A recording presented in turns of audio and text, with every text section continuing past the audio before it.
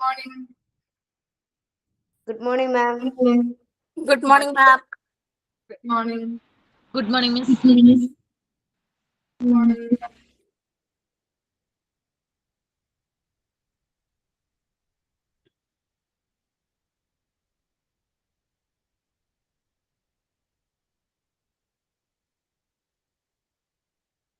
സുഖാണല്ലോ?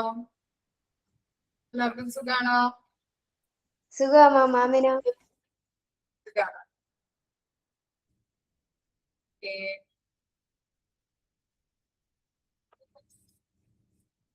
Class start ചെയ്താലോ?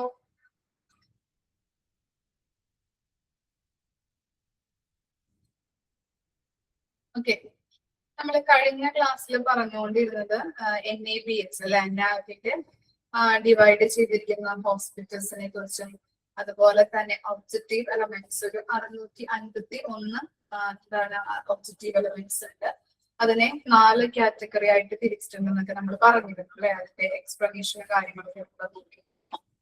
Next ആണ് ഇത് നാബ് സ്റ്റാൻഡേർഡ്സ്. നാബ് സ്റ്റാൻഡേർഡ്സിൽ എത്ര ചാപ്റ്റേഴ്സ് ഉണ്ടെന്നാണ് നമ്മൾ പഠിച്ചത്? ഓർമ്മയുണ്ടോ? എത്ര ചാപ്റ്റേഴ്സ് ഉണ്ട്?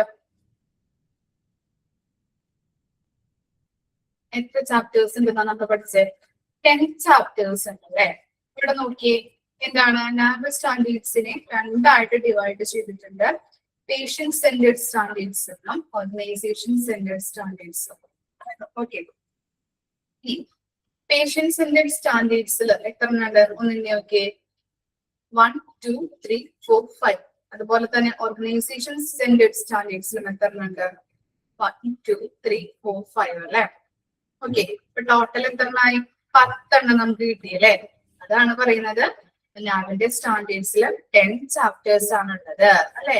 നമ്മൾ എണ്ണി നോക്കിയപ്പോ 10 ചാപ്റ്റേഴ്സ് കിട്ടി. ഓക്കെ, അപ്പൊ പേഷ്യന്റ് സെന്റേർഡ് സ്റ്റാൻഡേർഡ്സ് നോക്കാം. ഏതൊക്കെയാണ് വരുന്നത്? നമ്മൾ മുമ്പ് പഠിച്ചിട്ടുള്ള കാര്യങ്ങൾ തന്നെയാണ് അതിൽ കൊടുത്തിരിക്കുന്നത് കേട്ടോ. Okay, assessment and continuity of care, AAC. ഇനി COP, care of the patient. Management of medication, MOM. Patient rights and education, PRE. Hospital infection control, HIC.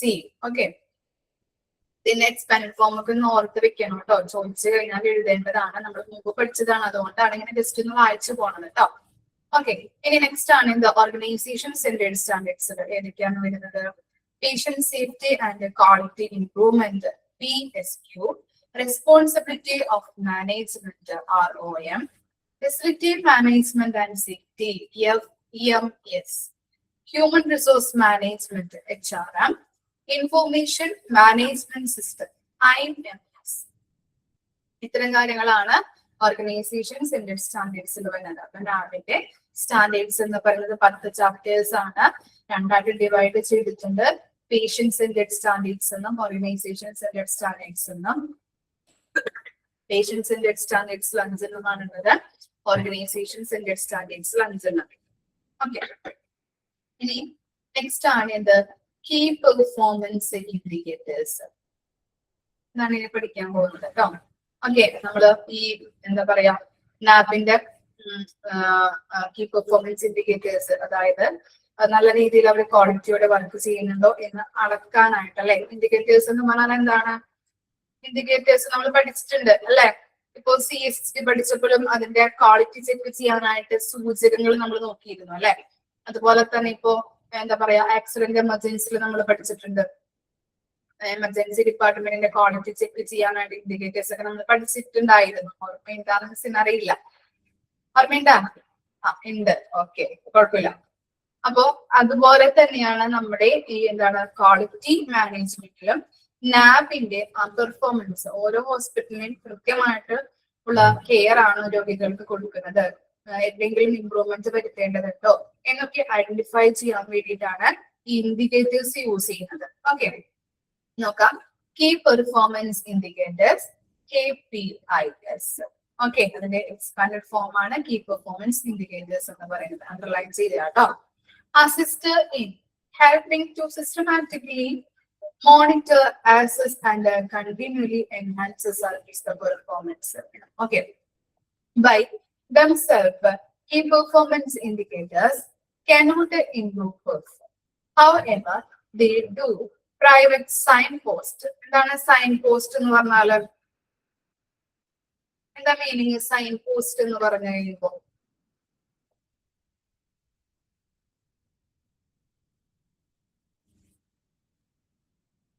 Okay, sign post എന്ന് പറഞ്ഞാൽ വഴികാട്ടി. മനസ്സിലായോ? വഴികാട്ടി. Okay, that signal progresses towards the goal and objectives as well as opportunities for sustainable progresses. അവിടെ പറയുന്നത് എന്താണ്? Key performance indicators എന്ന് പറഞ്ഞിട്ടുണ്ടെങ്കിൽ ഒരു എന്താണ് കീ പെർഫോമൻസ് ഇൻഡിക്കേറ്റേഴ്സ് വഴി നമുക്ക് പെർഫോമൻസ് ലെവൽ അളക്കാനായിട്ട് സാധിക്കുന്നുണ്ട്. ഹോസ്പിറ്റലില് നല്ല രീതിയിലുള്ള പെർഫോമൻസ് ആണോ, ഇനി എവിടെയെങ്കിലും ഇംപ്രൂവ്മെന്റ് മെച്ചപ്പെടുത്തേണ്ടതായിട്ടുണ്ടോ, അതൊക്കെ നമുക്ക് എന്താണ് ഇൻഡിക്കേറ്റേഴ്സ് വഴി നമുക്ക് ഐഡന്റിഫൈ ചെയ്യാൻ പറ്റും. അവർ എത്രത്തോളം പെർഫോം ചെയ്യുന്നുണ്ടെന്ന് മനസ്സിലാക്കാൻ പറ്റും. ഇൻഡിക്കേറ്റേഴ്സ് യൂസ് ചെയ്തുകൊണ്ട് നമുക്ക് പരിശോധിക്കാൻ പറ്റും. അവിടെയുള്ള സ്റ്റാഫുകൾ അല്ലെ, ഹെൽത്ത് കെയർ പ്രൊവൈഡേഴ്സ് ആരൊക്കെയാണ്, നഴ്സുമാര്, ഡോക്ടർമാര്, മറ്റു ടെക്നീഷ്യൻസ്, പല സ്റ്റാഫുകളും വരുന്നുണ്ട് അല്ലെ. അവരെന്താണ് നല്ല രീതിയിൽ പെർഫോം ചെയ്യുന്നുണ്ടോ, അവരുടെ പെർഫോമൻസ് നമുക്ക് ഇൻഡിക്കേറ്റേഴ്സ് വഴി നമുക്ക് അളക്കാനായിട്ട് സാധിക്കുന്നുണ്ട്. ഇനി ഈ കീ പെർഫോമൻസ് ഇൻഡിക്കേറ്റേഴ്സ് എന്ന് പറഞ്ഞിട്ടുണ്ടെങ്കിൽ സ്വയം അവരുടെ പെർഫോമൻസ് നമുക്ക് മെച്ചപ്പെടുത്താനായിട്ട് പറ്റില്ല. ബട്ട് എന്ത് ചെയ്യാൻ പറ്റും നമുക്ക്? കൂടാതെ എന്ത് ചെയ്യാൻ പറ്റും? പെർഫോമൻസ് നമുക്ക് മെച്ചപ്പെടുത്താൻ പറ്റില്ല എന്ന് പറഞ്ഞിട്ടായിരുന്നു. അതുപോലെ തന്നെ നമുക്ക് പിന്നെ എന്ത് ചെയ്യാനായിട്ടാണ് സാധിക്കുന്നത്? ഒരു വഴികാട്ടികളായിട്ട് നമുക്ക് നിൽക്കാം. സൈൻ പോസ്റ്റ് എന്ന് പറഞ്ഞാൽ വഴികാട്ടിയില്ലേ, ഈ ഇൻഡിക്കേറ്റേഴ്സ് ഉപയോഗിച്ചുകൊണ്ട് ഒരു വഴികാട്ടിയായിട്ട് നമുക്ക് നിൽക്കാനായിട്ട് സാധിക്കും. ഓക്കെ, ഇൻഡിക്കേറ്റേഴ്സ് എന്ന് പറഞ്ഞാൽ സൈൻ പോസ്റ്റ് ആണ്, ഒരു വഴികാട്ടിയാണ്. എന്തിനുള്ളത്? ഹോസ്പിറ്റലിലെ നല്ല രീതിയിലുള്ള പെർഫോമൻസ് അല്ലെ, അവിടേക്ക് വരുന്ന രോഗികൾക്ക് നല്ല രീതിയിലുള്ള ബെറ്റർ ആയിട്ടുള്ള ക്വാളിറ്റി ഉള്ള നിലവാരമുള്ള കെയർ കൊടുക്കുന്നതിന് വേണ്ടിയിട്ടൊരു വഴികാട്ടിയായിട്ട് ഈ ഇൻഡിക്കേറ്റേഴ്സ് യൂസ് ചെയ്യുന്നുണ്ട്. ഇൻഡിക്കേറ്റേഴ്സിലൂടെ നമുക്ക് പെർഫോമൻസ് ലെവല് അളക്കാനായിട്ടും അതെവിടെയെങ്കിലും നമുക്ക് മെച്ചപ്പെടുത്തേണ്ടതായിട്ടുണ്ടോ, ഏതെങ്കിലും ഏരിയാസിൽ ഇംപ്രൂവ്മെന്റ് വരുത്തേണ്ടതായിട്ടുണ്ടോ എന്ന് ഐഡന്റിഫൈ ചെയ്തുകൊണ്ട് അതൊക്കെ നമുക്ക് അവിടെയൊക്കെ മാറ്റങ്ങൾ വരുത്താനായിട്ട് ഇൻഡിക്കേറ്റേഴ്സ് വഴി ഹെൽപ്പ് ചെയ്യുന്നുണ്ട്. ഓക്കെ, ഇനി നോക്കാം. The key performance indicators are likely to be monitored by the health care organizations. ഈ ഹെൽത്ത് കെയർ ഓർഗനൈസേഷൻസിന് അവരുടെ പെർഫോമൻസ് ലെവല് അറിയാൻ വേണ്ടിയിട്ട് ഇൻഡിക്കേറ്റേഴ്സ് യൂസ് ചെയ്ത് നിരീക്ഷിക്കാവുന്നതാണ്. ഇനി ഒരു 32 ഫോർമുലാസ് ഉണ്ടെന്ന് പറഞ്ഞില്ലേ, അതാണ് ഇനി നമ്മൾ പഠിക്കുന്നത് കേട്ടോ. അപ്പോ അതാണ് ഇവിടെ നമുക്ക് നോക്കാനുള്ളത്. ഇമ്പോർട്ടന്റ് ആണ്. ഓരോ ഫോർമുലാസും നമ്മൾ പഠിച്ചു കഴിയുമ്പോൾ ഓരോന്നും ഇമ്പോർട്ടന്റ് ആയിട്ടുള്ളത് നമ്മൾ പറഞ്ഞു തരും, മാർക്ക് ചെയ്യിച്ചു തരും. അത് കൃത്യമായിട്ട് പഠിച്ചു വെക്കാം. ഓക്കെ, ഇനി ഫോർമുല പഠിക്കാനായിട്ടുള്ളൊരു എളുപ്പമാർഗം എന്ന് പറയുന്നത് നമുക്ക് ഫസ്റ്റ് ഫോർമുല നോക്കാം, എന്നിട്ട് മിസ് പറയാം കേട്ടോ. The time taken for initial assessment. എന്താണ് ഇനീഷ്യൽ അസസ്മെന്റ് എന്ന് പറഞ്ഞാല്? എന്തായിരിക്കാം ഇനീഷ്യൽ അസസ്മെന്റ്? ഫസ്റ്റ് അല്ലെ, എന്താണ് പ്രാഥമികമായിട്ടുള്ള ഇവാലുവേഷൻ അല്ലെങ്കിൽ വിലയിരുത്തൽ, അതാണ് ഇനീഷ്യൽ അസസ്മെന്റ് എന്ന് പറയുന്നത്. പ്രാഥമിക വിലയിരുത്തലിന് വേണ്ടി വരുന്ന ടൈമാണ് നമ്മൾ അവിടെ കാൽക്കുലേറ്റ് ചെയ്യുന്നത്. Okay, time taken for initial assessment. പ്രാഥമിക വിലയിരുത്തലിന് വേണ്ട അല്ലെങ്കിൽ എടുക്കുന്ന ടൈമാണ് നമ്മൾ അവിടെ കാൽക്കുലേറ്റ് ചെയ്യുന്നത്. Okay, the time should begin from the time that the patient has reached at the bed of the ward till the time that the initial evaluation has been completed by the doctor. ഇതാണ് ഒരു രോഗി ഹോസ്പിറ്റലിൽ വന്നു, വാർഡിലെത്തി. അപ്പൊ അത് മുതല് doctor രോഗിയെ വന്ന് പരിശോധിക്കുമല്ലോ അല്ലെ, നോക്കും അല്ലെ. വാർഡിലേക്ക് നമ്മൾ അഡ്മിറ്റ് ആക്കി, അപ്പൊ എന്ത് ചെയ്യുന്നുണ്ട്? ഡോക്ടർ ആദ്യം വന്ന് നോക്കും അല്ലെ. ഡോക്ടറെ നോക്കുന്ന പ്രാഥമിക മൂല്യനിർണയം നടത്തുന്നത് വരെയുള്ള ടൈം. ഒരു രോഗി ഹോസ്പിറ്റലിൽ വന്നു, വാർഡിലേക്ക് എത്തി, ഡോക്ടർ വന്നു പരിശോധിക്കുന്ന ഇനീഷ്യൽ അസസ്മെന്റ് നടത്തുന്നത് വരെയുള്ള ടൈമാണ് എന്ത്? നമ്മളിവിടെ കാൽക്കുലേറ്റ് ചെയ്യുന്നത്. മനസ്സിലായോ? യോ ഓക്കെ. അതിന്റെ ഫോർമുല ഒന്ന് നോക്കിയേ. ഫോർമുല എന്ന് പറഞ്ഞിട്ടുണ്ടെങ്കിൽ sum of time taken for initial assessment divided by total number of admissions. Okay. ഇനി അതിന്റെ ന്യൂമറേറ്റർ എന്താണ്? Sum of time taken for initial assessment ആണല്ലേ ന്യൂമറേറ്റർ എന്ന് പറയുന്നത്, ഇല്ലേ? ഇനി അത് തന്നെ നിങ്ങൾ കണക്ട് ചെയ്തിട്ട് അതിന്റെ ഹെഡിങ് ഒന്ന് നോക്കിയേ. Time taken for initial assessment, ആ സം ഓഫ് മാറ്റി കഴിഞ്ഞിട്ടുണ്ടെങ്കിൽ സെയിം അതിന്റെ ഹെഡിങ് തന്നെയാണ് അവിടെ കൊടുത്തിരിക്കുന്നത് ന്യൂമറേറ്റർ ആയിട്ട്. നോക്കൂ ഒന്ന്, സം ഓഫ് ഒന്ന് ജസ്റ്റ് ഒന്ന് വെട്ടിക്കളയാം, ബാക്കിയുള്ള കാര്യങ്ങൾ തന്നെയാണ് അവിടെ കൊടുത്തിരിക്കുന്നത് അല്ലെ. Time taken for initial assessment same തന്നെയാണ്. അപ്പൊ അത് തന്നെയാണ് ഈ ഫോർമുല പഠിക്കാനായിട്ടുള്ള എളുപ്പമാർഗം. ഓക്കെ. നമ്മളോട് ചോദിക്കും ടൈം ടേക്കൺ ഫോർ ഇനീഷ്യൽ അസസ്മെന്റിന്റെ ഫോർമുല ഫൈൻഡ് ഔട്ട് ചെയ്യുക എന്നുള്ളത്, ഐഡന്റിഫൈ ചെയ്യുക ഒക്കെ ചോദിച്ചു കഴിഞ്ഞിട്ടുണ്ടെങ്കിൽ എന്താണ് ആ ഹെഡിങ് തന്നെ അവര് പറഞ്ഞിരിക്കുന്ന ആ ഹെഡിങ് തന്നെയാണ് നമ്മൾ എടുത്ത് എഴുതേണ്ടതും. അപ്പൊ എന്താണ് ആ ഓപ്ഷനിൽ നമുക്ക് കാണാൻ പറ്റും. ഓക്കെ. അങ്ങനെ കണക്ട് ചെയ്ത് ഓരോ ഫോർമുലാസും പഠിച്ചു വെക്കാം കേട്ടോ. അങ്ങനെ എന്തെങ്കിലും കോഡുകളൊക്കെ ചെയ്ത് വെച്ചിട്ട് നിങ്ങൾ ഓരോ ഫോർമുലാസും പഠിക്കാൻ നോക്കാം. ഓക്കെ. അപ്പൊ sum of time taken for initial assessment divided by total number of admissions. Okay. അപ്പൊ അഡ്മിറ്റ് ആയവരിൽ എത്ര പേര് അഡ്മിറ്റ് ആയിട്ടുണ്ട്, ഇനി എന്താണ് അവർക്ക് ആ ഇനീഷ്യൽ അസസ്മെന്റിന് എടുത്ത ടോട്ടൽ ടൈം എത്രയാണ്. ഓക്കെ. അതാണ് ഇവിടെ പറയുന്നത്. അപ്പൊ ഇനീഷ്യൽ അസസ്മെന്റിന് എടുത്ത ടൈം എത്രയാണ് ഡിവൈഡഡ് ബൈ എത്ര പേര് അഡ്മിറ്റ് ആയിട്ടുണ്ട്. ഓക്കെ. അത് ചെയ്യുമ്പോൾ എന്ത് കിട്ടും? നമുക്ക് ആ ഫോർമുലയിലെ റേറ്റ് കിട്ടും അല്ലെ. റേറ്റ് ഒന്നും നമുക്ക് കാൽക്കുലേറ്റ് ചെയ്യാൻ വരില്ല, ജസ്റ്റ് ആ ഫോർമുല മാത്രം ഒന്ന് എടുത്ത് ചെയ്താനായിട്ട് വരുള്ളൂ. ഓക്കെ. കൃത്യമായിട്ട് പഠിച്ചു വെക്കാം. എത്ര ടൈം എടുത്തു ഇനീഷ്യൽ അസസ്മെന്റിന്, എത്ര ടൈം എടുത്തു, അതിന്റെ ടോട്ടൽ ടൈം ഡിവൈഡഡ് ബൈ എത്ര പേര് അഡ്മിറ്റ് ആയിട്ടുണ്ട്, അതിന്റെ ടോട്ടൽ നമ്പർ. അത് ചെയ്ത് കഴിഞ്ഞാല് നമുക്ക് അതിന്റെ റേറ്റ് കിട്ടും. Time taken for initial assessment എന്ന റേറ്റ് അവിടെ നമുക്ക് ഫൈൻഡ് ഔട്ട് ചെയ്യാനായിട്ട് പറ്റും. ഓക്കെ. ഡൗട്ട് ഒന്നുമില്ലല്ലോ? എന്തെങ്കിലും ബുദ്ധിമുട്ടുണ്ടോ ഫോർമുല നോക്കിയിട്ടോ? ഇല്ല. നെക്സ്റ്റ് പറയാം. നമുക്ക് ഓരോന്നും വായിച്ചിട്ട് നമുക്ക് വായിക്കാൻ തരാം കേട്ടോ. നിങ്ങൾക്ക് വായിക്കാൻ തരാം. ഡൗട്ട് ഉണ്ടെങ്കിൽ ചോദിച്ചാൽ മതി. Number of reporting errors per 1000 investigations. Investigations എന്ന് പറഞ്ഞാൽ എന്തായിരിക്കും? എന്താ ഇൻവെസ്റ്റിഗേഷൻസ്?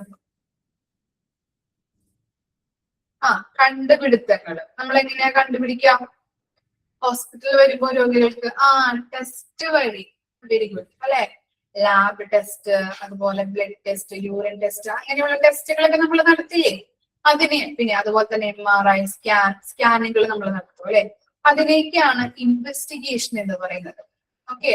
ഇൻവെസ്റ്റിഗേഷൻ എന്ന് പറഞ്ഞിട്ടുണ്ടെങ്കിൽ നമ്മളിപ്പോ കേസ് അന്വേഷിക്കാൻ പോലും അത് ഇതൊന്നും ഇല്ല. ഓക്കെ. ചിലവരൊക്കെ അങ്ങനെയൊക്കെ നോക്കി. അതൊന്നുമല്ല. എന്താണ് നമ്മൾ ഇൻവെസ്റ്റിഗേഷൻ എന്ന് പറയുമ്പോൾ നമ്മളുടെ മനസ്സിലേക്ക് ഓടിക്കേണ്ടത് എന്താ? ടെസ്റ്റുകള്, ലാബ് ടെസ്റ്റ്, MRI ടെസ്റ്റ് അല്ലെ, MRI സ്കാനുകള്, x-ray, CT scan, urine test, blood test, അങ്ങനെയുള്ള എല്ലാ ടെസ്റ്റുകളെയും നമ്മൾ ഒന്നിച്ച് ചേർത്ത് പറയുന്നതാണ് ഇൻവെസ്റ്റിഗേഷൻ എന്ന് പറയുന്നത്. ഓക്കെ. ഇനി നോക്കിയേ, 1000 പേര് വന്നു അല്ലെ.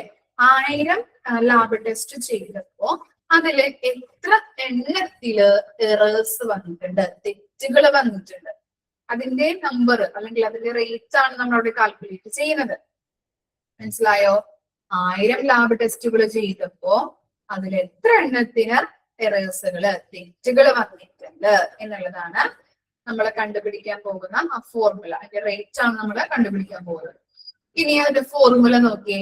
Number of reporting errors divided by number of test performed into 1000. നമ്മൾ എടുത്തത് 1000 ആണ് കേട്ടോ. അതാണ് 1000 എന്ന് വന്നിരിക്കുന്നത്. ഓക്കെ. അപ്പൊ number of reporting errors divided by number of test performed. അപ്പൊ ടെസ്റ്റുകൾ 1000 എണ്ണം നമ്മൾ ടെസ്റ്റുകൾ നടത്തി, അതിൽ എത്ര എണ്ണത്തിന് എറേഴ്സ് വന്നിട്ടുണ്ട്. അപ്പൊ എറേഴ്സ് വന്നതിന്റെ എണ്ണം നമ്മൾ ആദ്യം എഴുതാം, ഡിവൈഡഡ് ബൈ എത്ര ടെസ്റ്റ് ആണ് പെർഫോം ചെയ്തിരിക്കുന്നത്, 1000 ഇൻറ്റു 1000 ചേർത്ത് കൊടുക്കുക. 1000 എണ്ണത്തിൽ എത്ര എണ്ണം പെർഫോം ചെയ്തു, അതിൽ എത്ര എണ്ണത്തിന് തെറ്റുകൾ വന്നിട്ടുണ്ട്. കിട്ടിയോ? ഓക്കെ, വായിച്ചോക്കെ. കീ പെർഫോമൻസ് ഇൻഡിക്കേറ്റേഴ്സ് എന്താണ്, അതുപോലെ തന്നെ എന്താ നമ്മൾ നേരത്തെ എടുത്തത് ലാബിന്റെ ആ 10 ചാപ്റ്റർ നോക്കാം. അവിടെ തുടങ്ങി നോക്കാം കേട്ടോ. ഇവിടെ തുടങ്ങിയിട്ട് ആ 2 ഫോർമുല വരെ വായിച്ചു നോക്കാം.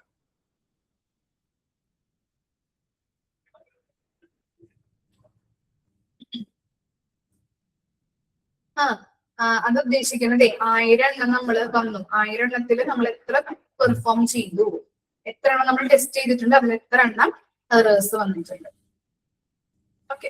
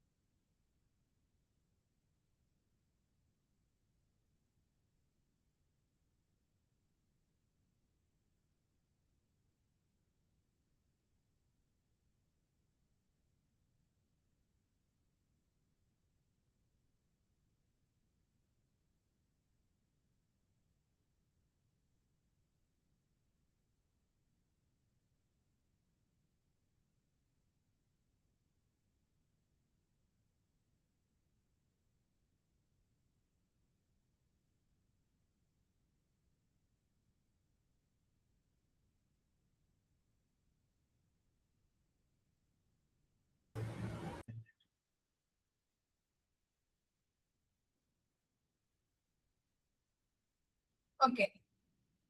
നെക്സ്റ്റ് ആണ് 3 ആണ് പറയാൻ പോകുന്നത്. Percentage of adherence to safety precautions by staff working in diagnostics. Okay, എന്താണ് അഡ്ഹറൻസ് എന്ന് പറഞ്ഞാൽ? എന്തായിരിക്കും മീനിങ് അഡ്ഹറൻസ്?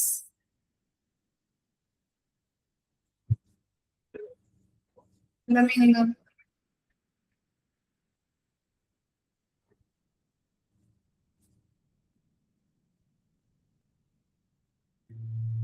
പാലിക്കുക അല്ലെ? ഓക്കെ, എവിടെയാ നമ്മൾ ഡയഗ്നോസിസ് ചെയ്യുമ്പോൾ സേഫ്റ്റി പ്രിക്കോഷൻസ് പാലിക്കണം എന്നുള്ളത് നമ്മൾ ഏത് ചാപ്റ്ററിലാണ് പഠിച്ചിരിക്കുന്നത്? എവിടെയെങ്കിലും പഠിച്ചതായിട്ട് ഓർക്കുന്നുണ്ടോ? ഉണ്ട്. എവിടെയാണ്?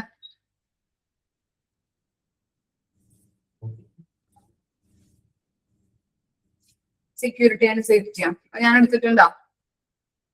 ഓക്കെ, അതിൽ പഠിച്ചിട്ടുണ്ട്. വേറെ ഏതെങ്കിലും ചാപ്റ്ററിൽ പഠിച്ചിട്ടുണ്ടോ? ഞാൻ എടുത്ത ചാപ്റ്റർ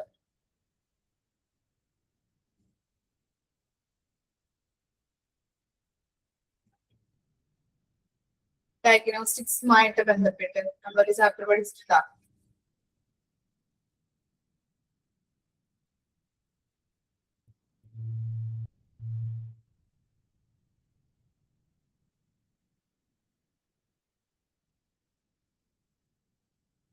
വേറെ ഏതെങ്കിലും ചാപ്റ്ററിൽ സെക്കൻഡ് മൊഡ്യൂളിൽ പഠിച്ചിട്ടില്ലേ നമ്മള്? ഞാൻ എടുത്തിട്ടുണ്ടെന്ന് അറിയില്ല കേട്ടോ ആ ചാപ്റ്റർ. ആ സെക്കൻഡ് മൊഡ്യൂളിലുണ്ട്. സെക്കൻഡ് മൊഡ്യൂളിൽ പഠിച്ചിട്ടില്ലേ നമ്മള്? ലബോറട്ടറി ഞാൻ എടുത്തിട്ടില്ല. റേഡിയോളജി ഞാൻ എടുത്തിട്ടില്ല എന്ന് തോന്നുന്നു. ആദരകസാണ് എടുത്തത് ആയിരിക്കാം. ഞാൻ എടുത്തിട്ടില്ല. ഓക്കെ, റേഡിയോളജിയിൽ പഠിക്കുന്നില്ലേ നമ്മള്? എന്താ പഠിക്കുന്നുണ്ട് എവിടെയെങ്കിലും? റേഡിയോളജിയിൽ ഉണ്ട്. എവിടെയാണ്?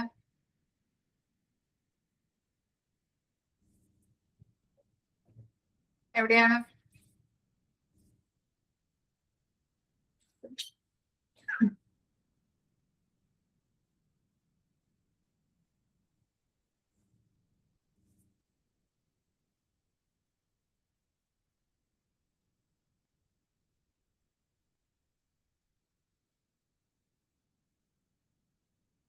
ഞാൻ ആദ്യം മിസ്സിനോട് ചോദിക്കട്ടെ. പ്രൊട്ടക്ഷൻ കൊടുക്കുന്ന ടൈമില്ലേ നമ്മൾ പഠിച്ചിട്ടുണ്ടല്ലേ? എന്താണ് സ്കാനിങ്ങിന് പേഷ്യൻസിനെ നമ്മൾ കൊണ്ടുവരുമ്പോ അല്ലെ, സ്കാനിങ്ങുമായിട്ട് ബന്ധപ്പെട്ട് നമ്മൾ കൊണ്ടുവരുമ്പോ എന്ത് ചെയ്യണം? ഈ പേഷ്യൻസിനെ നമ്മൾ സ്കാൻ ചെയ്യുമ്പോൾ റേഡിയേഷൻ ആണ്, റേഡിയന്റ് കിരണങ്ങളാണല്ലേ പുറത്തേക്ക് വരുന്നത്. അപ്പൊ എന്താണ് അവിടുത്തെ സ്റ്റാഫുകൾ, അവിടെ നിൽക്കുന്ന വർക്ക് ചെയ്യുന്ന സ്റ്റാഫുകൾക്കും എന്താണ് ഈ റേഡിയേഷൻ ഏൽക്കാനായിട്ട് സാധ്യതയുണ്ട്. അതുകൊണ്ട് തന്നെ പേഷ്യൻസിനെ സ്കാനിങ്ങിന് നമ്മൾ കിടത്തുമ്പോ എന്തൊക്കെ ധരിക്കണം? നമ്മള് എന്തൊക്കെ ധരിക്കണം സ്റ്റാഫുകള്?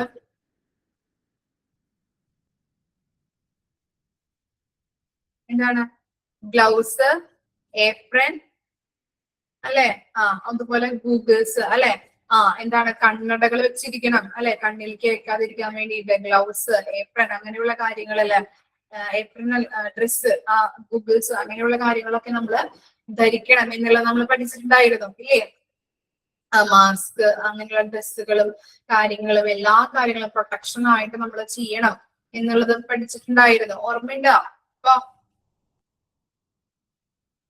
ഓർമ്മ വന്നു അല്ലെ? ഓക്കെ, അപ്പൊ അതാണ് നമ്മളിവിടെ പറയുന്നത്. അപ്പോ ചില സ്റ്റാഫുകള് ഇങ്ങനെ പേഷ്യൻസിനെ എന്താണ് ഇങ്ങനെയുള്ള സ്കാനുകളും കാര്യങ്ങളൊക്കെ ചെയ്യുമ്പോൾ, ഡയഗ്നോസ്റ്റിക് രോഗനിർണയവുമായിട്ട് ബന്ധപ്പെട്ട് രോഗികൾ വരുമ്പോൾ സ്കാനുകളും കാര്യങ്ങളൊക്കെ ചെയ്യുമ്പോൾ ചിലവരെന്ത് ചെയ്യും? ചിലവര് ഈ പ്രൊട്ടക്ഷനുകളും അതുപോലെ തന്നെ കാര്യങ്ങളൊക്കെ ചെയ്യാറുണ്ട്, ചിലവര് ചെയ്യാറില്ല. അപ്പോ ഈ സേഫ്റ്റി പ്രിക്കോഷൻസ് പാലിക്കുന്നവരുടെ പെർസെന്റേജ് ആണ് നമ്മളിവിടെ കാൽക്കുലേറ്റ് ചെയ്യുന്നത്. മനസ്സിലായില്ലേ? ഫോർമുല നോക്കാം. Number of staff adhering to safety precautions divided by number of staff audited into 100. അതായത് എന്താണ്? Number of staff adhering to safety precautions, safety precautions പാലിക്കുന്നവരുടെ എണ്ണം total number okay divided by number of staff audited. അതായത് എന്താണ്, അവിടെ work ചെയ്യുന്ന മൊത്തം സ്റ്റാഫുകളുടെ എണ്ണം. അതിനകത്ത് ഏതാനും ചിലരൊക്കെ ആയിരിക്കും ചിലപ്പോൾ ധരിക്കുന്നത് അല്ലെ, ചിലവർ ധരിക്കൊന്നുമില്ല. അപ്പൊ എന്താണ്, അവിടെയുള്ള സ്റ്റാഫുകളുടെ മൊത്തം എണ്ണം എടുക്കുക, അത് എഴുതാം. അതാണ് എന്ത്, നമ്പർ ഓഫ് സ്റ്റാഫ് ഓഡിറ്റഡ് എന്ന് പറയുന്നത്. അവിടെ വർക്ക് ചെയ്യുന്നവരുടെ എണ്ണമാണ് അവിടെ നമ്മൾ കാൽക്കുലേറ്റ് ചെയ്യുന്നത്. ഇൻറ്റു 100 കൊടുക്കുക, അവിടെ എഴുതാം ഇൻറ്റു 100 കൊടുക്കുക. അപ്പൊ എന്താണ്, മൊത്തം എണ്ണത്തിൽ നിന്ന് എത്ര പേരാണ് ഇങ്ങനെയുള്ള അപ്ലിക്കേഷൻസ് പാലിക്കുന്നത് എന്നുള്ളതിന്റെ റേറ്റ് നമുക്ക് അവിടെ കിട്ടും. Okay, number of staff adhering to safety precautions. Safety precautions പാലിക്കുന്നവരുടെ ടോട്ടൽ എണ്ണം divided by number of staff auditor. ഇതാണ് അവിടെ വർക്ക് ചെയ്യുന്ന സ്റ്റാഫുകളുടെ മൊത്തം എണ്ണം ഇൻറ്റു 100. നെക്സ്റ്റ് ആണ് മെഡിക്കേഷൻ എറേഴ്സ് റേറ്റ്. എന്താണ് മെഡിക്കേഷൻ എറേഴ്സ് എന്ന് പറഞ്ഞാല്? എന്തായിരിക്കാം മെഡിക്കേഷൻ എറേഴ്സ് എന്ന് പറഞ്ഞിട്ടുണ്ടെങ്കിൽ മെഡിസിനുമായിട്ട് ബന്ധപ്പെട്ടതാണ് അല്ലെ. നമ്മള് മെഡിസിനുമായിട്ട് ബന്ധപ്പെട്ടതാണ്. മെഡിസിനിൽ വരുന്ന എറേഴ്സ് ആണ് അവിടെ നമ്മൾ കാൽക്കുലേറ്റ് ചെയ്യുന്നത്. അതിന്റെ റേറ്റ് ആണ് കാൽക്കുലേറ്റ് ചെയ്യുന്നത്. നോക്കാം. A medication error is any preventable event that may cause and lead to unsuitable medication use or patient harm by the medication control of the healthcare professional, patient or customer, consumer. ഇവിടെ എന്താണ് ഈ medication errors എന്ന് പറഞ്ഞിട്ടുണ്ടെങ്കിൽ നമുക്ക് മരുന്നുകളിൽ വരുന്ന മരുന്നുമായിട്ട് ബന്ധപ്പെട്ട തെറ്റുകൾ നമുക്ക് എന്താണ്, അത് നമുക്ക് ശ്രദ്ധിച്ചു കഴിഞ്ഞിട്ടുണ്ടെങ്കിൽ നമുക്ക് പ്രിവെന്റബിൾ ആണ്, നമുക്ക് തടയാനായിട്ട് പറ്റും അല്ലെ. ശ്രദ്ധിച്ചു കഴിഞ്ഞാൽ ആ തെറ്റുകൾ നമുക്ക് തടയാനായിട്ട് സാധിക്കുന്നുണ്ട്. ഇനി എന്താണ് ഈ തെറ്റുകൾ എങ്ങനെയൊക്കെ വരാം? ഈ എന്താണ് ഹെൽത്ത് കെയർ പ്രൊഫഷണൽസ് ഈ മരുന്നുകളൊക്കെ അവിടെ അഡ്മിറ്റ് ആവുന്ന പേഷ്യൻസിനൊക്കെ എടുത്തു കൊടുക്കാറുണ്ട് അവര് ഇല്ലേ, ഇത്ര അല്ലേ. അതുപോലെ തന്നെ ടാബ്ലറ്റുകൾ കാര്യങ്ങളൊക്കെ അവരാണ് കൊടുക്കുന്നത് അല്ലെ. അങ്ങനെ കൊടുക്കുമ്പോ അവർക്കും എന്താണ് ചിലപ്പോൾ ഡോക്ടേഴ്സ് ഒക്കെ എഴുതിയിരിക്കുന്നത് മനസ്സിലാവാതെ അവരെടുക്കുന്ന ആ ML അല്ലെങ്കിൽ ആ ടാബ്ലറ്റിലോ ഒക്കെ വ്യത്യാസങ്ങൾ വരാം. ഓക്കെ, അതുപോലെ തന്നെ പേഷ്യന്റും എന്താണ്, ഇപ്പോ നമുക്കൊരു സിറപ്പൊക്കെ തന്നിട്ടുണ്ടെങ്കിൽ അവര് പറയും ഭക്ഷണം കഴിഞ്ഞതിന് ശേഷം ഒരു 5 ml എടുത്ത് കഴിച്ചോളൂ. അപ്പൊ എന്താണ്, ഇപ്പൊ അധികം വയസ്സായവരൊക്കെയാണ് അവിടെ നിൽക്കുന്നതെങ്കിലൊക്കെ എന്താണ് ചിലപ്പോ അവർക്ക് കണ്ണ് കാണാനൊക്കെ പറ്റാതൊക്കെ അവരെ ML ഒക്കെ എടുക്കുമ്പോ അങ്ങോട്ടും ഇങ്ങോട്ടൊക്കെ മാറിപ്പോവാം ഇല്ലേ. അങ്ങനെ ചിലപ്പോ മാറ്റങ്ങൾ സംഭവിക്കാം അല്ലെ.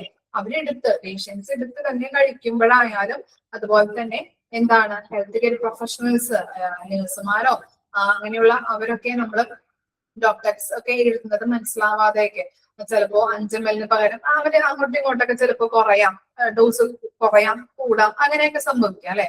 കുറയലും കൂടുതലും പേഷ്യന്റിന്റെ ആയാലും സംഭവിക്കുന്നുണ്ട്. അതുപോലെ തന്നെ നഴ്സുമാർ എടുത്ത് കൊടുക്കുന്നതിലും സംഭവിക്കാം. ചിലപ്പോ കൂടാം, ചിലപ്പോ കുറയാം, സംഭവിക്കാം. ഇത്തരത്തിലുള്ള എറേഴ്സുകൾ സംഭവിക്കുന്നുണ്ടെന്നാണ് പറയുന്നത്. എന്താണ്, പക്ഷെ ഇത് നമുക്ക് ശ്രദ്ധിക്കാവുന്നതാണ്. ശ്രദ്ധിച്ചു കഴിഞ്ഞിട്ടുണ്ടെങ്കിൽ നമുക്കത് തടയാനായിട്ട് സാധിക്കുന്നത്. കറക്റ്റ് ആയിട്ട് നമ്മൾ സൂക്ഷിച്ച് നമ്മൾ അവർക്ക് കൊടുത്തു കഴിഞ്ഞിട്ടുണ്ടെങ്കിൽ അല്ലെങ്കിൽ ഒരു ശ്രദ്ധ കൊടുത്തു കഴിഞ്ഞിട്ടുണ്ടെങ്കിൽ നമുക്ക് തടയാനായിട്ട് സാധിക്കുന്നുണ്ട്. അതിന്റെ റേറ്റ് ആണ് അവിടെ കാൽക്കുലേറ്റ് ചെയ്യുന്നത്. Total number of medication errors divided by total number of opportunities of medication errors into 100. Okay, അപ്പൊ എന്താണ് അവിടെ പറയുന്നത്? Total number of medication errors അല്ലെ. മരുന്നുകൾ കൊടുക്കുമ്പോ അല്ലെങ്കിൽ മരുന്നുകളില് എത്ര എണ്ണത്തിന് ഇങ്ങനെ പിശകുകള് തെറ്റുകള് വന്നിട്ടുണ്ട്, അതിന്റെ total number divided by total number of opportunities of medication errors. മരുന്ന് പിശകുകൾ വരാനായിട്ടുള്ള സാധ്യതകൾ അല്ലെ. ഓപ്പർച്യൂണിറ്റീസ് എന്ന് പറഞ്ഞാൽ എന്താണ്? സാധ്യതകളുടെ എണ്ണം. എത്ര എണ്ണമാണ് അങ്ങനെ മരുന്ന് പിശകുകൾ വന്നിരിക്കുന്നതിന്റെ ആ സാധ്യതകൾ അല്ലെങ്കിൽ അവസരങ്ങളുടെ എണ്ണം എത്രയാണ് എന്നുള്ളതിന്റെ ആ ടോട്ടൽ നമ്പർ ഇൻറ്റു 100. ഓക്കെ, അപ്പോ total number of medication errors divided by total number of opportunities of medication errors into 100. അതായത് മരുന്നിൽ തെറ്റുകൾ വന്നിരിക്കുന്നതിന്റെ ടോട്ടൽ എണ്ണം ഡിവൈഡഡ് ബൈ ഇനി എത്ര എണ്ണത്തിന് അല്ലെ മരുന്ന് പിശകുകൾ വരാനായിട്ടുള്ള സാധ്യതകളുടെ എണ്ണവും ഇൻറ്റു അന്തരം. അവസരങ്ങളോ സാധ്യതകളോ എന്തെങ്കിലും നമുക്ക് പറയാൻ പറ്റും. വായിച്ചു നോക്കി. 3 and 4 വായിച്ചു നോക്കാം കേട്ടോ.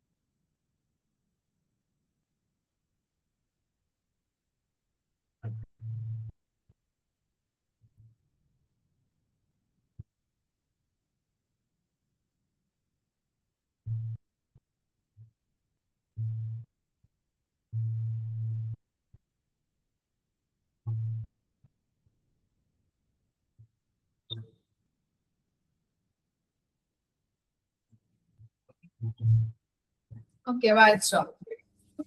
ഓക്കെ, നെക്സ്റ്റ് നോക്കാം. നെക്സ്റ്റ് ഒന്ന് വായിച്ചു നോക്കിയേ. Next formula.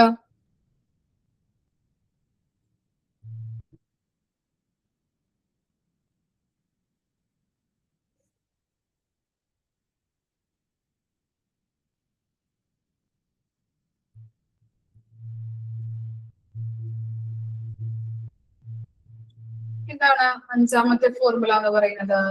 Percentage of medication charge with error from abbreviation. Okay, എന്താ അബ്രിവേഷൻ? ടെർമിനോളജി പഠിച്ചിട്ടില്ലേ? അബ്രിവേഷനിലുള്ള എറേഴ്സ് ആണ് അല്ലെ. ഓക്കെ, എന്താണ് അബ്രിവേഷൻ എന്ന് പറയുന്നത്? ഷോർട്ട് ഫോംസ് ആണ് അല്ലെ. ഓക്കെ ഓക്കെ, പാരസെറ്റമോളിന്റെ ഷോർട്ട് ഫോം എന്താ? പഠിച്ചവരെ ഓർമ്മയുണ്ടോ നോക്കട്ടെ. പാരസെറ്റമോളിന്റെ ഷോർട്ട് ഫോം എന്താണ്? ഓക്കെ, PCM തന്നെയാണോ? ഉറപ്പിച്ചോ? ഡൗട്ട് ഉണ്ടോ? ഉറപ്പിച്ച്. ഓക്കെ, അങ്ങോട്ടും ഇങ്ങോട്ടും. ഓക്കെ, കറക്റ്റ് ആണ് കേട്ടോ. PCM തന്നെയാണ്. ജസ്റ്റ് ചോദിച്ചു എന്നുള്ളൂ.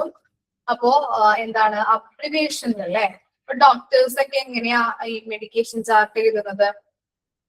പ്രിസ്ക്രിപ്ഷൻ എഴുതി കഴിഞ്ഞിട്ടുണ്ടെങ്കിലും എന്താണ് ഡോക്ടേഴ്സ് എങ്ങനെയാ എഴുതുന്നത്? അറിയോ എങ്ങനെയാന്നുള്ളത്?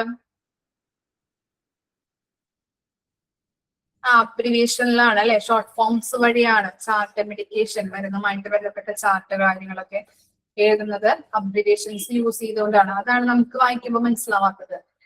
എന്താണ് ഈ മെഡിക്കൽ ഫീൽഡിലുള്ള ആളുകൾക്ക് കമ്മ്യൂണിക്കേറ്റ് ചെയ്യുന്നതിന് വേണ്ടിയിട്ടാണ് ഇങ്ങനെയുള്ള അബ്രിവേഷൻസ് ഒക്കെ വെച്ചിരിക്കുന്നത് അല്ലെ. അപ്പൊ അതുകൊണ്ട് തന്നെ അവർക്ക് വായിക്കുമ്പോൾ മനസ്സിലാക്കാനായിട്ട് പെട്ടെന്ന് ക്യാച്ച് ചെയ്യാനായിട്ട് പറ്റും. പക്ഷെ നമുക്കും പഠിക്കാത്തത് കൊണ്ട് അങ്ങനെ മനസ്സിലാവില്ല. നമുക്ക് ഡോക്ടേഴ്സ് ഇടുന്നത് തന്നെ നമുക്ക് എന്താ ഈ അവര് ഈ ചിലവര് ചോദിക്കാറുണ്ട്, നീ എന്താണ് ഡോക്ടർമാർ എഴുതുന്നത് പോലെ എഴുതുന്നത്? ഒന്നും മനസ്സിലാവാറില്ല അല്ലേ? പലരും പറയാറുണ്ട് അങ്ങനെയുള്ള കാര്യങ്ങള്. മനസ്സിലാവാത്ത രീതിയിൽ അല്ലെങ്കിൽ ഒരു വൃത്തിയില്ലാത്ത പോലെ അല്ലെ, നമുക്കൊന്നും മനസ്സിലാവില്ല, കറക്റ്റ് ഒരു രീതിയിലല്ല എഴുതുന്നത് അവർ. അതെ. അപ്പൊ അബ്രിവേഷനിൽ ഈ ഷോർട്ട് ഫോംസിൽ വരുന്ന എറേഴ്സ് മെഡിക്കേഷൻ ചാർട്ടില് അവർ ഷോർട്ട് ഫോംസ് അബ്രിവേഷൻ ചെയ്യുമ്പോൾ അതിൽ വരുന്ന തെറ്റുകളുടെ റേറ്റ് പെർസെന്റേജ് ആണ് നമ്മൾ കാൽക്കുലേറ്റ് ചെയ്യുന്നത്. നമുക്ക് error prone abbreviations should be defined the accordance with the guidelines set down by 4 safe medication practices. അതായത് നമ്മൾ പറഞ്ഞു എന്താണ്, ഇങ്ങനെ ഷോർട്ട് ഫോംസിൽ നമ്മൾ എഴുതുമ്പോൾ വരുന്ന പിശകുകളുടെ അല്ലെങ്കിൽ മരുന്നുകൾ എടുത്തു കൊടുക്കുമ്പോൾ ആ സമയത്ത് വരുന്ന പിശകുകളുടെ എണ്ണമാണ് നമ്മളുടെ റേറ്റ് ആണ് നമ്മളിവിടെ കാൽക്കുലേറ്റ് ചെയ്യുന്നത്.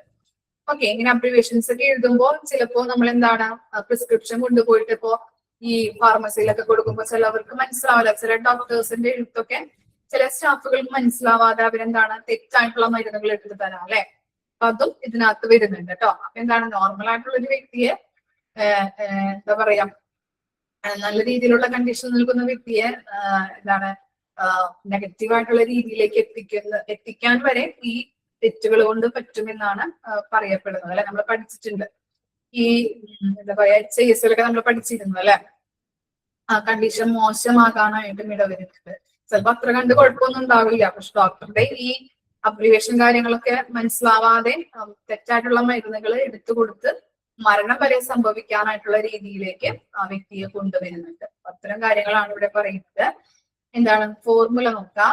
Number of medication charts with error prone abbreviations divided by number of medication charts reviewed into 100. എന്താണ് പറയുന്നത്, number of medication chart with error prone abbreviations. അതായത് എന്താണ് ഈ തെറ്റുകൾ വന്നിരിക്കുന്നത് അല്ലെ, നമ്മള് ചാർട്ട് ചെയ്യുമ്പോൾ അല്ലെ എന്തൊക്കെ തെറ്റുകളാണ് വന്നിരിക്കുന്നത്, അതിന്റെ ആ റേറ്റ് എത്ര എണ്ണത്തിന് തെറ്റ് വന്നിട്ടുണ്ട്. ഡോക്ടേഴ്സ് ഇങ്ങനെ മെഡിക്കേഷൻസുകൾ ചാർട്ട് ചെയ്യുമ്പോൾ അബ്രിവേഷൻസ് ഉപയോഗിക്കുന്നതിൽ എത്ര എണ്ണത്തിന് തെറ്റ് വന്നിട്ടുണ്ട്, അതിന്റെ ടോട്ടൽ നമ്പർ ഡിവൈഡഡ് ബൈ എത്ര മെഡിക്കേഷൻസ് ആണ് ചാർട്ട് ചെയ്തിരിക്കുന്നത് അല്ലെ, number of medication charts reviewed. അപ്പൊ എത്ര എണ്ണം ചാർട്ട് ചെയ്തിട്ടുണ്ട്, അതിൽ എത്ര എണ്ണത്തിന് തെറ്റ് വന്നിട്ടുണ്ട്, അത് ഇൻറ്റു 100.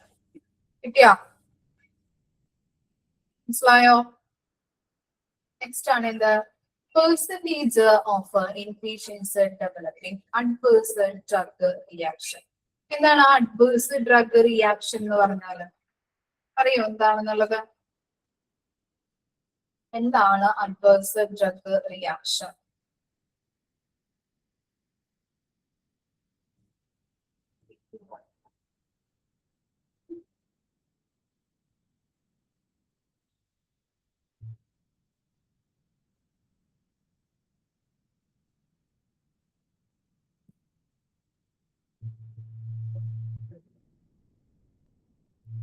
പഠിച്ചിട്ടില്ലേ?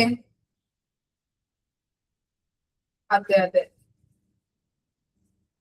അത് ഇതെന്ന് പറഞ്ഞിട്ടുണ്ടെങ്കിൽ എതിരെയുള്ള കറച്ചാണ് കേട്ടോ, എതിരെ പ്രതികൂലമായിട്ടുള്ള മരുന്നുകളുടെ പ്രതികരണം, അതാണ് അവിടെ ഉദ്ദേശിക്കുന്നത്. നമ്മളിപ്പോ എന്താണ് ഈ ഇൻപേഷ്യൻസിനൊക്കെയാണ് ഇങ്ങനെയുള്ള ഈ എന്താ പറയാ അഡ്വേഴ്സ് ഡ്രഗ് റിയാക്ഷൻസ് വരുന്നത്. കാരണം അവർക്ക് ഓരോ മരുന്നുകൾ നമ്മൾ ഇൻജെക്ട് ചെയ്ത് കയറ്റും അല്ലെ അവരുടെ ബോഡിയിലേക്ക്. അപ്പൊ എന്താണ് ആ ഡ്രഗ്സ് നമ്മൾ കൊടുത്തു കഴിഞ്ഞിട്ടുണ്ടെങ്കിൽ അത് ടോക്സിക് ആണെന്ന് ശരീരം തെറ്റിദ്ധരിച്ചുകൊണ്ട്, വിഷുദ്ധം അല്ലെങ്കിൽ ടോക്സിക് ആണെന്ന് തെറ്റിദ്ധരിച്ചുകൊണ്ട് ബോഡി അതിനെതിരെ റിയാക്ട് ചെയ്യുന്നതാണ് എന്ത്, അഡ്വേഴ്സ് ഡ്രഗ് റിയാക്ഷൻ എന്ന് പറയുന്നത്. മനസ്സിലായോ? ബോഡിന്റെയും റിയാക്ട് ചെയ്യും. നമ്മൾ ഓരോ മരുന്നുകളും കാര്യങ്ങളൊക്കെ കയറ്റുമ്പോൾ അതാണ്. ഒരു എക്സാമ്പിൾ പറയാൻ പറ്റുമോ അഡ്വേഴ്സ് ഡ്രഗ് റിയാക്ഷന്? പറയാൻ പറ്റുമോ? ഇപ്പൊ എന്തെങ്കിലും നമുക്കൊരു നമ്മളിപ്പോ മരുന്ന് കഴിച്ചു കഴിഞ്ഞിട്ടുണ്ടെങ്കിലും എന്താ സംഭവിക്കാം? ചിലവർ ഛർദ്ദിക്കും അല്ലെ. അതുപോലെ തന്നെ ശരീരത്തൊക്കെ ഇങ്ങനെ അലർജീസ് വരാറുണ്ട്, തടിച്ചു പൊന്ത, ചൊറിച്ചില്, അതുപോലെ തന്നെ ഇങ്ങനെ ചുമന്ന രീതിയിൽ ഇങ്ങനെ തടിച്ചു പൊന്താറുണ്ട് ഇല്ലേ? അലർജീസ് വരുന്നതൊക്കെ എന്താണ് ഇങ്ങനെയുള്ള അഡ്വേഴ്സ് ഡ്രഗ് റിയാക്ഷൻ എക്സാമ്പിൾ ആണ് കേട്ടോ. അതായത് നമ്മള് ഇൻപേഷ്യൻസ് മറ്റിങ്ങനെ മരുന്നുകൾ, ഓരോ മരുന്നുകളും അതാണ്. ഇപ്പൊ മരുന്നുകൾ ഇങ്ങനെ നമ്മള് കയറ്റുമ്പോ അവര് ടെസ്റ്റ് ചെയ്യാറുണ്ട്. ഓരോ മരുന്നുകളും ഒരു പെൻസിൽ പോലത്തെ ഇഞ്ചക്ഷൻ വെക്കാറില്ലേ, അത് അലർജി ഉണ്ടാക്കുന്നുണ്ടോ, അല്ലെങ്കിൽ ഇപ്പൊ നമുക്ക് എന്താണ് മരുന്നുകളോട് നമുക്ക് കഴിച്ചിട്ട് കുറയുന്നില്ല എങ്കിൽ അവർ മരുന്ന് മാറ്റി എഴുതാറുണ്ട്. ആ മരുന്ന് മാറ്റി എഴുതുമ്പോ ഡോക്ടേഴ്സ് മരുന്ന് മാറ്റി എഴുതും. അപ്പൊ ആദ്യം എന്ത് ചെയ്യും, മരുന്ന് നമുക്ക് തരില്ല, ആദ്യം നമ്മുടെ കയ്യിലേക്ക് അത് ഇഞ്ചക്ട് ചെയ്യും. അപ്പോ എന്താണ് ആന്റിബയോട്ടിക് ഒക്കെ ആണെങ്കിൽ ഇഞ്ചക്ട് ചെയ്തിട്ട് കയറ്റും. എന്നിട്ട് അവർ പറയും ഇത്ര മണിക്കൂർ കഴിയുമ്പോ ഒന്ന് നോക്കാം, കടിച്ചു പോകാം, ടൈം തരും. എത്രയാന്ന് ഓർമ്മയില്ല മിസ്സിന്, മോളൊക്കെ കിടന്നപ്പോ അങ്ങനെ ചെയ്തിട്ടുണ്ടായിരുന്നു. അപ്പോ 3 മണിക്കൂറോ അല്ലെങ്കിൽ 1 മണിക്കൂറോ ആണെന്ന് തോന്നുന്നു കേട്ടോ. അപ്പൊ അങ്ങനെ ചെയ്യുമ്പോ എന്താണ് അവിടെ കടിച്ചു പോകുന്നുണ്ടോ അല്ലെങ്കിൽ ചൊറിച്ചിലുണ്ടാകുന്നുണ്ടോ ഞങ്ങളോട് പറയണമെന്ന് പറയാം അവര്. അലർജി ടെസ്റ്റ് ആണ് നടത്തുന്നത്. എന്നിട്ടാണ് അവര് കുഴപ്പമില്ല എന്ന് കണ്ടു കഴിഞ്ഞാലാണ് പിന്നെ അത് ഇഞ്ചക്ട് ചെയ്ത് കയറ്റുന്നത്, അല്ലെങ്കിൽ അവര് നമുക്ക് തരുന്നത്. അതാണ് അഡ്വേഴ്സ് ഡ്രഗ് റിയാക്ഷൻ എന്ന് പറയുന്നത്. അതെ അതെ, ആദ്യം അങ്ങനെയാണ് ചെറുതായിട്ട് ഇങ്ങനെ പെൻസിൽ പോലത്തെ ഇഞ്ചക്ഷൻ ചെയ്യും ആ ഒരു ഇതുകൊണ്ട്. അപ്പോ എന്നിട്ടാണ് നമുക്ക് അലർജി കാര്യങ്ങളൊക്കെ ഉണ്ടെന്നുണ്ടെങ്കിൽ അവര് മരുന്ന് മാറ്റും. അല്ലെങ്കിൽ കുഴപ്പമില്ല എന്ന് കണ്ടു കഴിഞ്ഞാൽ പിന്നെ അവര് നമുക്കത് തരും, മരുന്ന് തരും. അപ്പൊ അങ്ങനെ അപ്പൊ എന്താണ് ഇൻപേഷ്യൻസിനാണ് ഇങ്ങനെയുള്ള റിയാക്ഷൻസ് ഉണ്ടാകുന്നത്. അപ്പോ അവരിലേക്ക് മരുന്നുകൾ നമ്മൾ ഇഞ്ചക്ട് ചെയ്യുമ്പോൾ അല്ലെങ്കിൽ അവർക്ക് കൊടുക്കുമ്പോൾ ശരീരം എന്ത് ചെയ്യുന്നുണ്ട്, ശരീരം ടോക്സിക് ആണെന്ന് കരുതിയിട്ട് റിയാക്ഷൻസ് സംഭവിക്കുന്നുണ്ട്. അതാണ് അലർജീസ്, അങ്ങനെയുള്ള കാര്യങ്ങളാണ് അതിനകത്ത് വരുന്നത്. ഛർദ്ദിക്കാം, കടിച്ചു പൊന്താം, ചൊറിച്ചില് വരാം, അങ്ങനെയുള്ള കാര്യങ്ങൾ. ഇപ്പോ നമ്മളിങ്ങനെ മരുന്നുകൾ കൊടുക്കുന്നത് എന്തുമായിട്ട് ബന്ധപ്പെട്ടിട്ടാവാം, അവിടെ കൊടുത്തിട്ടുണ്ട് അല്ലെ.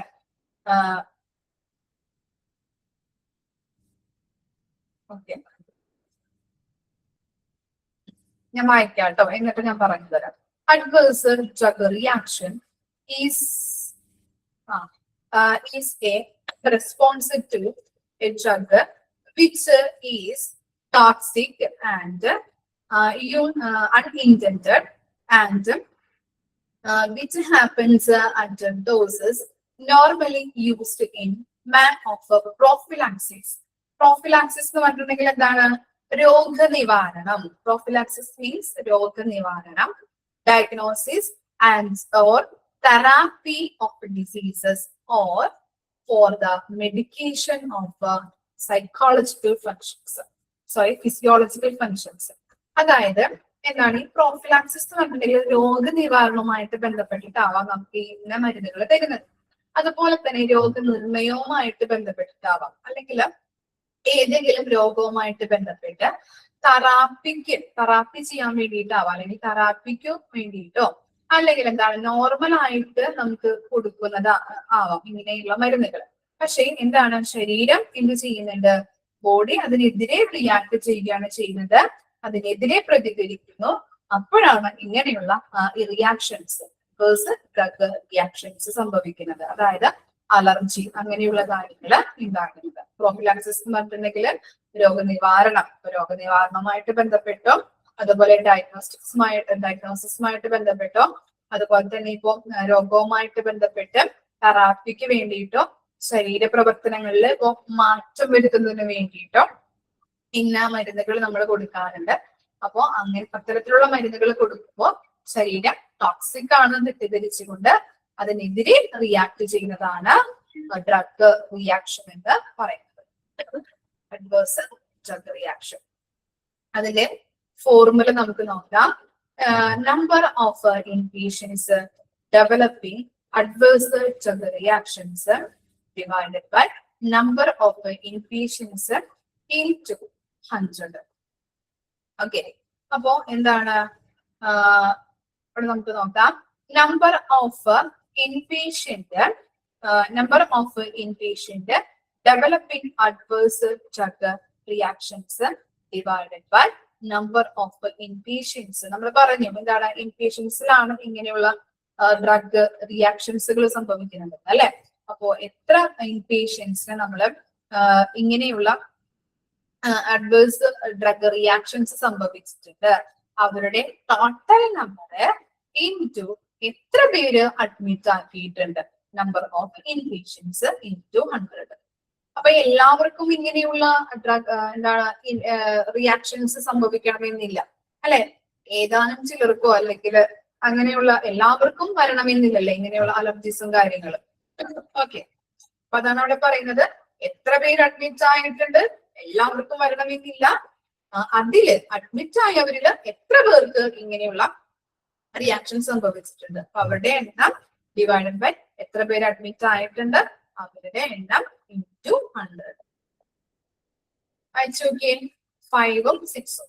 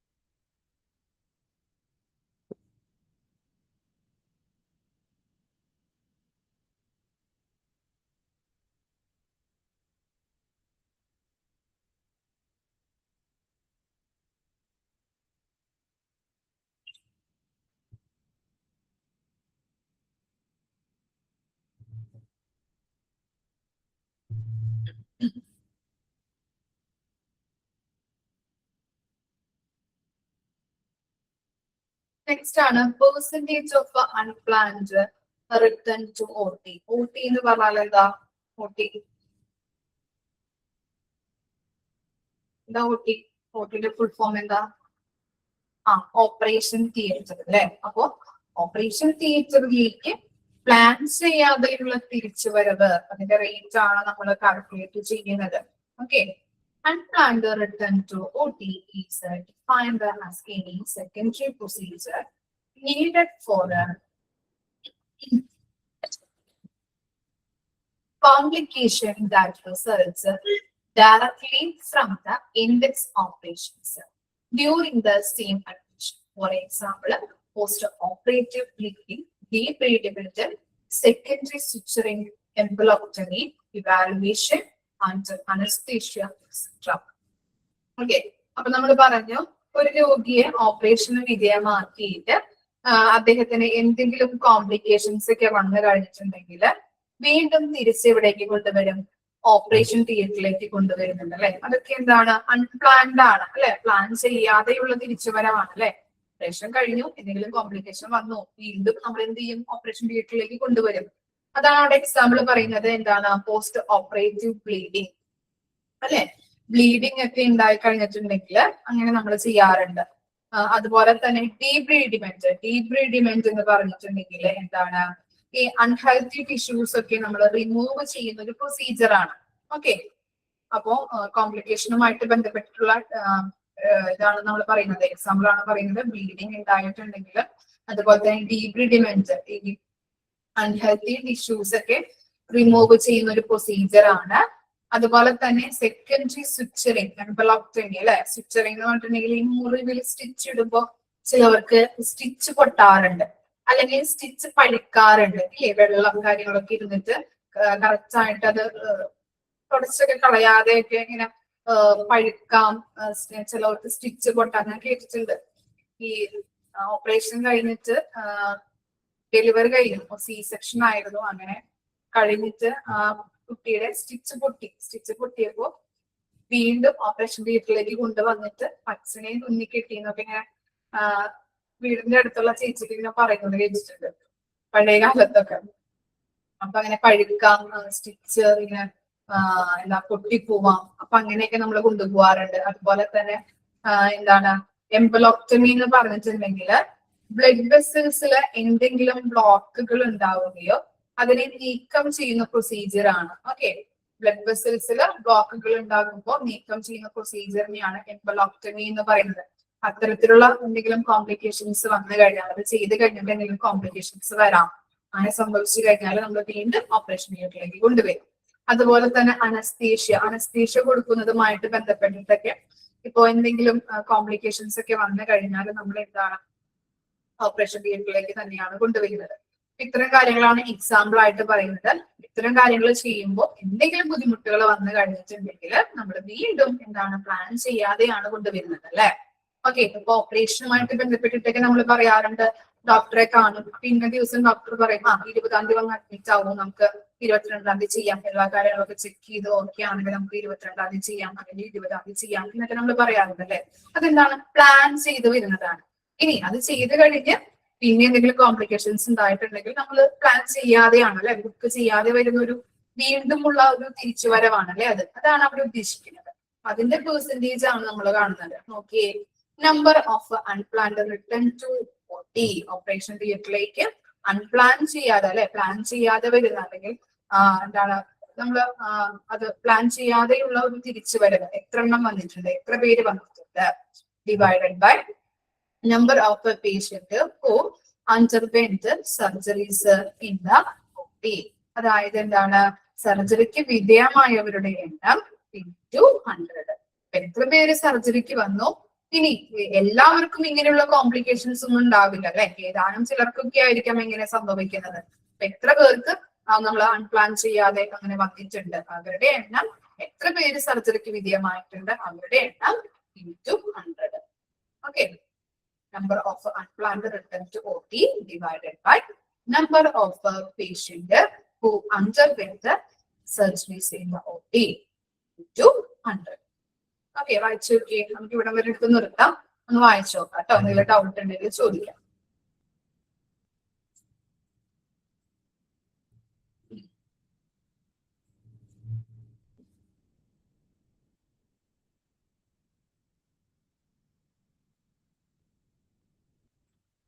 ഓക്കെ, ഇമ്പോർട്ടന്റ് ആയിട്ടുള്ള ന്യൂസ് പറഞ്ഞു തന്നിട്ടുണ്ടായിരുന്നില്ല അല്ലെ. ഓക്കെ, 7 എണ്ണം വരെ എടുത്തതില് ഫോർമുലാസ് പറഞ്ഞുതരാം കേട്ടോ. ഫസ്റ്റ് വൺ കേട്ടോ, ഫസ്റ്റ് വൺ മാർക്ക് ചെയ്ത് വെക്കാം. First one. Next fourth one, medication errors rate. Fourth one. Next seventh one, 147. 147. Okay, കിട്ടിയ എല്ലാവർക്കും? ഇത്രയും വരെ വായിച്ച് മനസ്സിലാക്കി പഠിച്ചിട്ട് നെക്സ്റ്റ് ക്ലാസ്സിൽ വരാം കേട്ടോ. Okay, thank you. നാളെയാണോ നിങ്ങളുടെ പെരുന്നാള്? നാളെയാണോ പെരുന്നാള്? ഉറപ്പില്ല അല്ലെ. Okay okay. ഗൾഫ് കൺട്രീസിലൊക്കെ ഇന്ന് നാളെയാന്ന് തോന്നുന്നു അല്ലെ. നാളെയല്ലേ ഗൾഫ് കൺട്രീസില്? ഓക്കെ, മസ്കറ്റിൽ മാത്രം ഇന്നാന്ന് തോന്നുന്നു, വാർത്തയിൽ കണ്ട പോലെ തോന്നി എനിക്ക്. ഗൾഫില് നാളെ, ബാക്കിയുള്ളവർക്കൊക്കെ നാളെയാന്ന് അങ്ങനെ വായിച്ചത്. നിലാവ് കണ്ടാൽ ഇന്നായിരിക്കും അല്ലെ, ശനിയാഴ്ച. ഓക്കെ, അപ്പൊ നമുക്ക് നെക്സ്റ്റ് ക്ലാസ്സിൽ കാണാം കേട്ടോ. Thank you.